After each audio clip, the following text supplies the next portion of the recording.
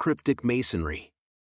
The Voice of Masonry, 1880, brought to you by Masonic Audiobook Library. Introduction. Hello everyone and welcome to the latest video in our series, where we're exploring the history and mysteries of the mystic craft of Cryptic Masonry. We've got a lot to cover in this video, so let's get right to it. What is Cryptic Masonry? Cryptic Masonry, or Cryptic Masonry as it's sometimes known, is one of the many divisions of Freemasonry that has its own unique set of rituals, symbols, and beliefs. Those who are acquainted with the secret signs and symbols of Cryptic Masonry are referred to as cryptics or crypticism, and those who belong to it are members of one of the few orders of Freemasonry unique to the United States. Origins. The origins of Cryptic Masonry are somewhat obscure, with the first mention of it in the United States appearing in an 1810 lodge document in Vermont. In many ways, the rituals, symbols, and ceremonies of Cryptic Masonry are a reflection of the symbols, practices, and beliefs of pre-revolutionary American Freemasonry, which had its roots in the British Grand Lodge of the 18th century.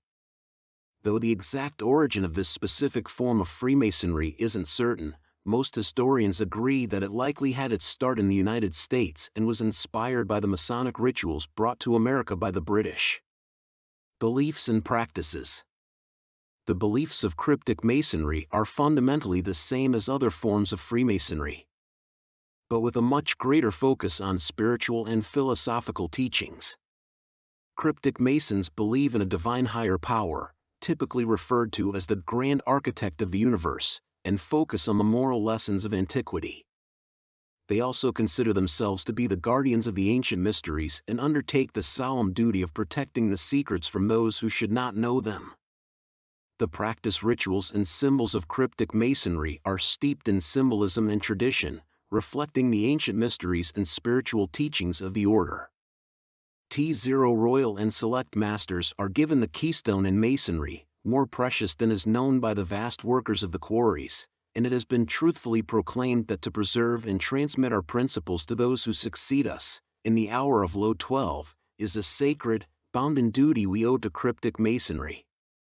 Thus believing, we should often revert to the origin of our institution, for as has been said, it is only by digging to the foundation and examining each stone minutely that we can rightfully estimate what has been erected thereon.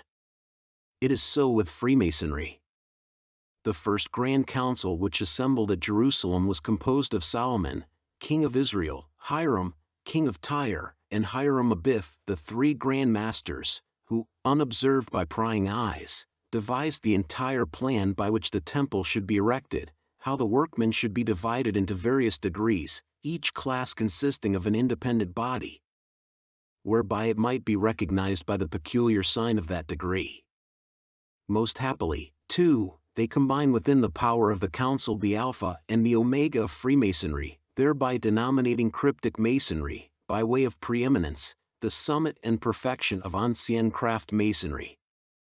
Thus, in fact, the duties, the powers, the responsibilities of a council embrace the whole range of ancient craft Masonry, from the conception of the idea in the heart until the candidate is in the full possession of our mysteries, or in our own peculiar language, until he has passed the circle of perfection.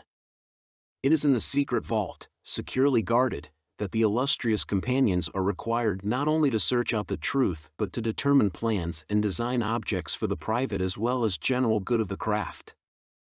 If, therefore, companions who constitute this class and who have passed the circle of perfection, who have witnessed the wisdom, strength, and beauty of our principles, would be but true to their obligations and faithful to their requirements, what immense good could be accomplished. No bickerings, no strife, and no conflicts could ever exist in the Masonic institution, but peace, concord, and tranquility would prevail, and the only contention in the whole Masonic family of earth would be who can best work and who can best agree. Brotherly love and charity would be happily blended together, and the life and character of a gentleman, of a faithful brother and devoted companion, would be merged in the life and purity of a consistent Mason. With you and all illustrious companions who have entered the secret vault rests the responsibility of confusion ever prevailing in the lodge, chapter, or council. Hence you perceive that the charge of a select master is literally true when it says to each of you that your obligations are increased in proportion to your privileges, and also let it be your constant care to prove yourself worthy of the confidence reposed in you and of the high honor conferred on you in admitting you among select masters. The degrees of entered apprentice, fellow craft, and master mason were originally ancient craft masonry, while the old constitutions gave the master the right and authority to congregate his members into a chapter for the purpose of conferring the royal arch, which originally constituted a part of the third degree. In elucidating the royal arch, it becomes necessary that other degrees should be incorporated into the chapter for the purpose of explaining the various parts of the temple. Hence the mark and most excellent master's degrees were added and conferred before the royal arch. In process of time it became necessary to establish a council whose province it should be to account for the concealment and preservation of those essentials of the craft which were brought to light at the erection of the Second Temple, and which lay concealed from the mystic eye 470 years. Hence Cryptic Masonry was inaugurated. In different countries different systems prevail to inculcate, enforce and teach ancient craft masonry, but in this country it is confined to the degrees of the lodge, chapter and council. Cryptic Masonry, therefore, is contained within the degrees of royal and select masters, and are numbered 8 and 9 in the York Rite, although in a chronological point of view they are the first and last degrees, hence called the Alpha and Omega of ancient craft masonry. They illustrate the mysteries of masonry, and without a full, perfect and complete knowledge of these degrees our Masonic edifice is incomplete and unfinished, or, as has been aptly said, the degrees of royal and select masters are polished and perfect ashlars, marked and numbered for the building. Delos, an island of the Cyclades, was famed in ancient times for the number and skill of its artists, and for the splendid temple and oracle of Apollo, raised eventually as an asylum to his mother when she was pursued from place to place by the implacable Juno. From this famous oracle came the fount of inspiration, said to be a chasm from which issued the exhilarating vapor. Over this was built the tripod of the gods from which a populace could breathe the ascending distillations. To the inbred mason we need riot enlarge this illustration. The soul grows as truly as the mason grows, as the tree takes in the air of the universe, aided by dew and rain, and by its mysterious chemistry transmits sap and fiber into wood and leaf, and flower and fruit, and color and perfume. So does the soul of the mason drink in living knowledge and by a divine alchemy, as patent in with the same inherent force as that which lies hid in the germ of the acorn. The virtuous Roman truly said, "Neither let not that which seems expedient be base, or if it be base, let it not be expedient."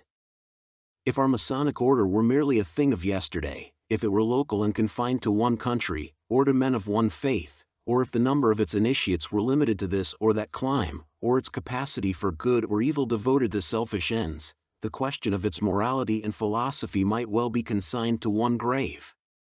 Not in vain are the winged seeds of truth ever sown. God sees that they take root somewhere and grow. The truth of all this is witnessed in the past history of nearly 6,000 years. Their pungent facts have been figured on the breastplate of time. When our ancient brethren dispensed their charities under the frowns of barbarism, when they disregarded the anathemas of kings and rulers and gathered around common altars in fraternal relations, they gave divine evidence that the order would survive the mutations of time, and if we, brothers, shall continue to emulate the virtues of these good and faithful men, it will survive the wreck of ages yet to come.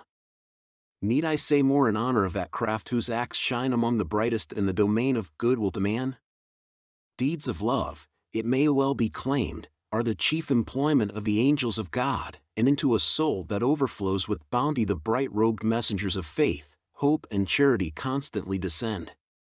Our faith after death shall be swallowed up in victory, our hope consumed only by its enjoyment, and our charity ended when we shake off mortality in the boundless atmosphere of eternal love. Conclusion. And that wraps up our look at Cryptic Masonry. We hope you have gained a greater understanding of this fascinating form of Freemasonry and the important role it has played in keeping the ancient secrets and rituals alive.